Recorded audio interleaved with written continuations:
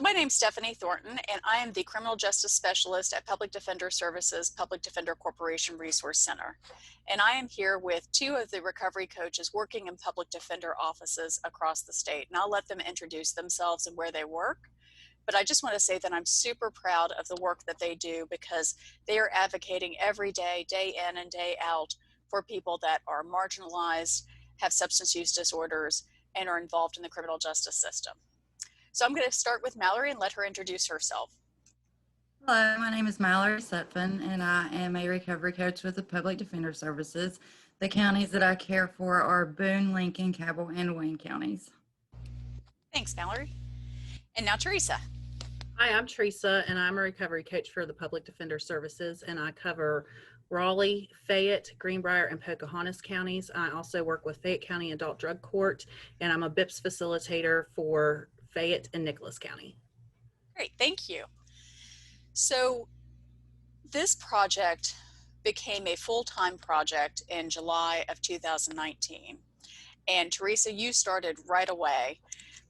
Mallory, you were with us longer than that because you started as a grant worker for the Public Defender Corporation in Boone County initially.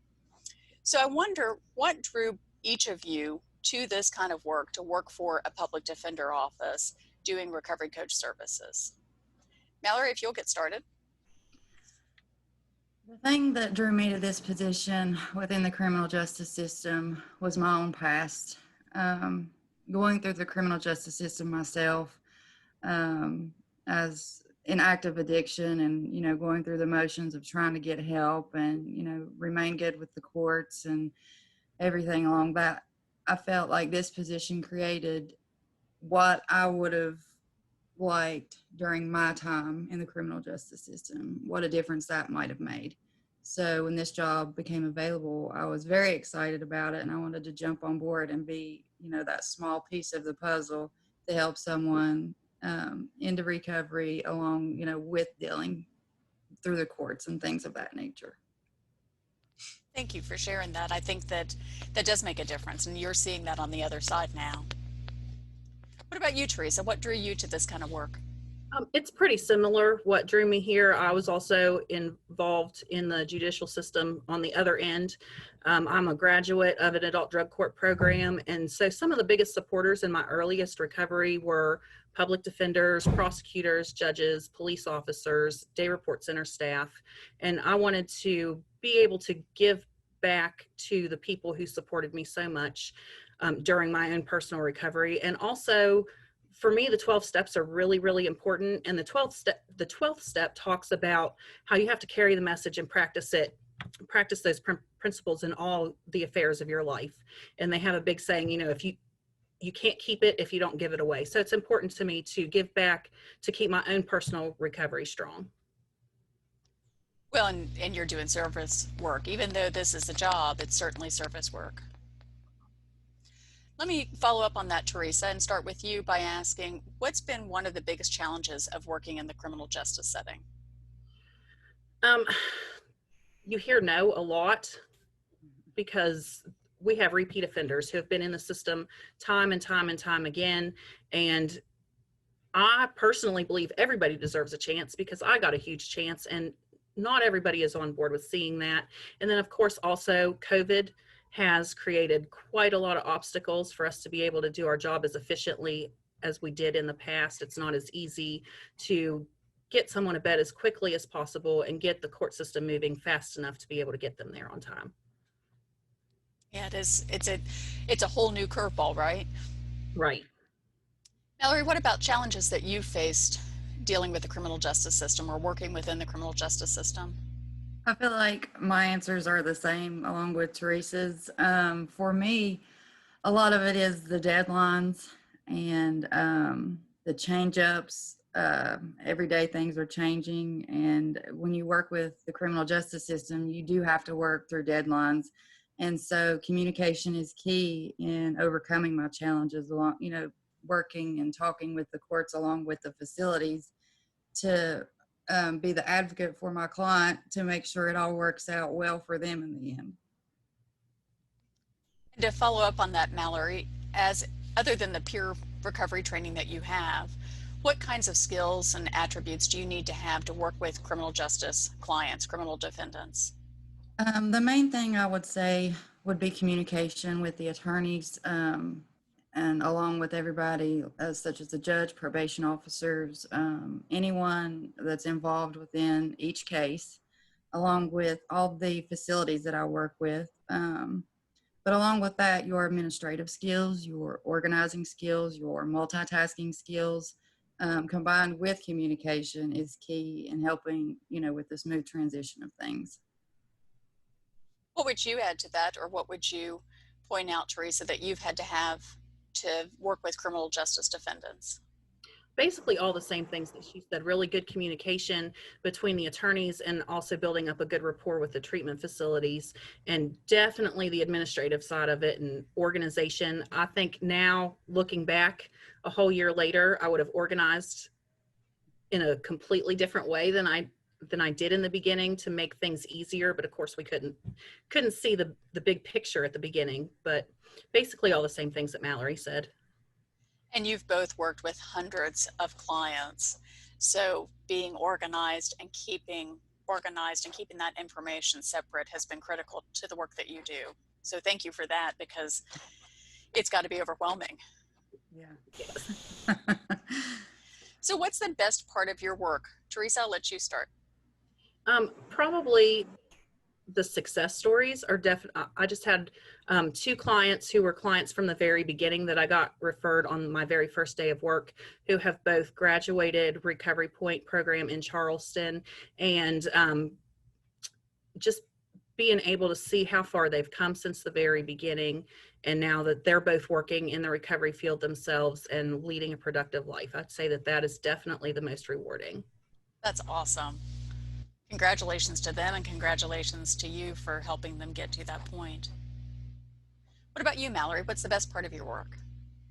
I would say the same thing. I love being a small part in someone's decision to make life-changing choices to lead to a better life. When you see reunification with families, with their children, just knowing that I was just a small stepping stone, in their big path to recovery is everything to me.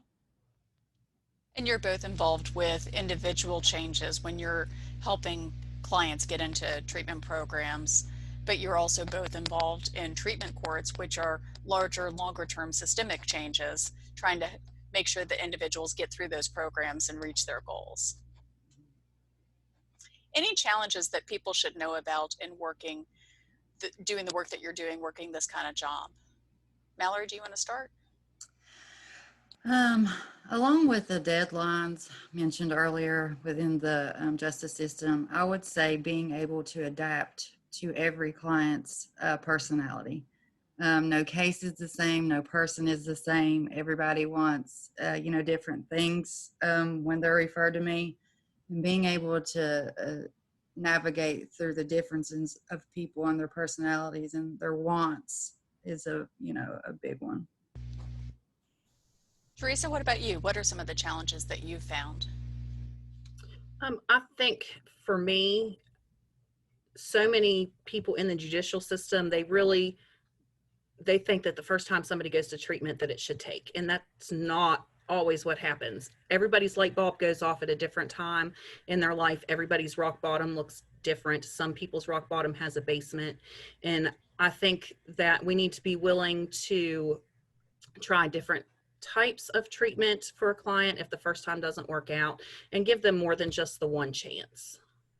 A great point. That really is, because we think, well, treatment's just going to be the fix, but people have been involved in either the criminal justice system or the substance use practice for years or even decades, and to think that 28 days or 6 months or 12 months is going to solve that, it takes many years to undo that. Yes. Mallory, let me ask you, what do you think you need to do in order to advocate for a criminal defendant? One of the main things I believe is understanding the case that they are involved in. The communication with the client is key, understanding the background, because like I've said previously, everyone is different. Being able to have that relationship with someone that they can tell you, what they want and learn and understand as to how they got to this point in their life and then help navigate in such a way you feel like would be best fitting for them, would be that for me. Thank you.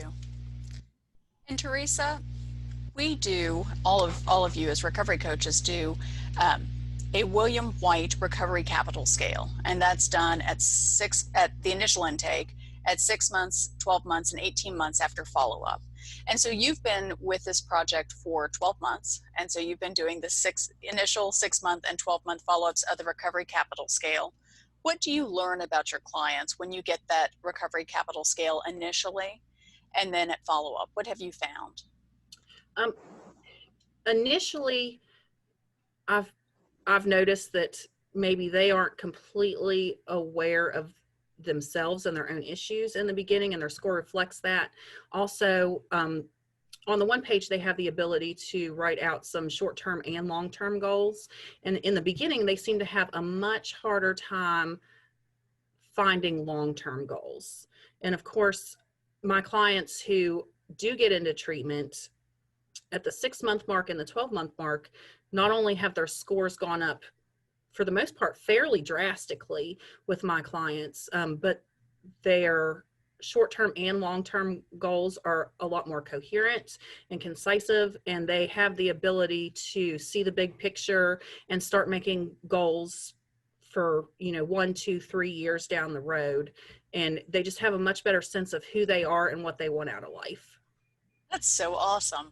I didn't even think about the short-term and long-term goals on the second or third page of that, but that is a really substantial difference to be able to see how people's thought process fall into place and how they're able to be more clear and concise. I think at one point you shared with me that you were seeing jumps in the follow-up Recovery Capital Scale up to 40 points after folks had engaged in treatment, and that's tremendous. Right. And the ones who don't get into treatment, their score typically, the ones that I have gotten back have gone down because they feel more hopeless. Yeah. Ugh. And for folks that don't know about the Recovery Capital Scale, it is something that we are measuring what an individual brings to recovery. So all the assets, all the resources, all the skills and strengths they have to bring to recovery.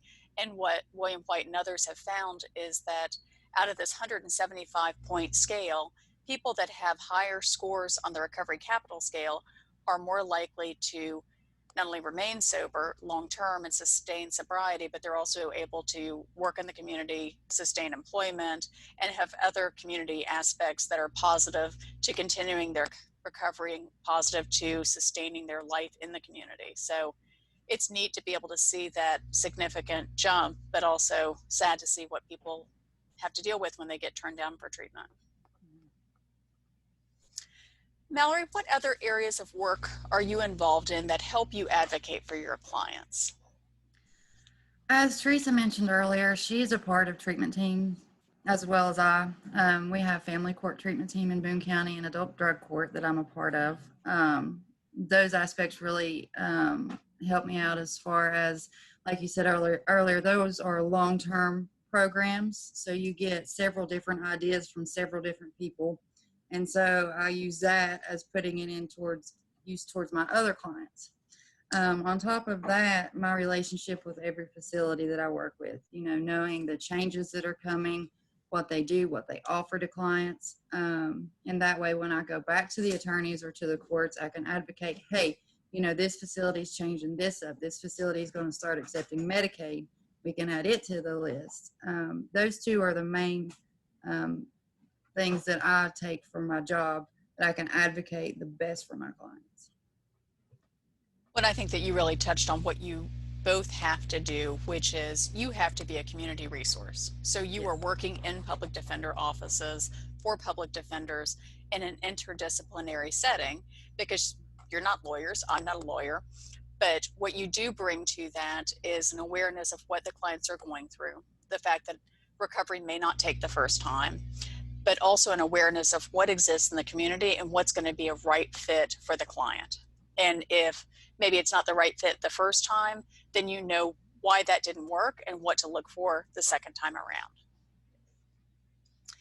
I'm so proud of the work that you guys do. You all, like I said, have worked with hundreds of clients and serve many attorneys in public defender offices in the state. And I'm just grateful that you're doing what you're doing, because you're able to share your experience, strength, and hope with people that are really having their lowest days and feeling isolated and hopeless. And I know that when they hear from you, when they see you, they realize someone's been there before and they can do it too. Yeah. So I'm so grateful. Is there anything either of you would like to add? I just want to say how grateful I am for the opportunity you guys have given me. I truly love my job and I enjoy it every day. So thank you for that. Thank you. Thank you both for what you do. And, you know, as we go into and celebrate and honor Recovery Month, I think that what you both do and what the other recovery coaches do is something that I hope other people across the state will start thinking about, because we do really need to start focusing on the needs of our criminal justice population so they too can have opportunities to recover in the way that, you know, many people have an opportunity across the state, and they deserve it too. So thank you both so much.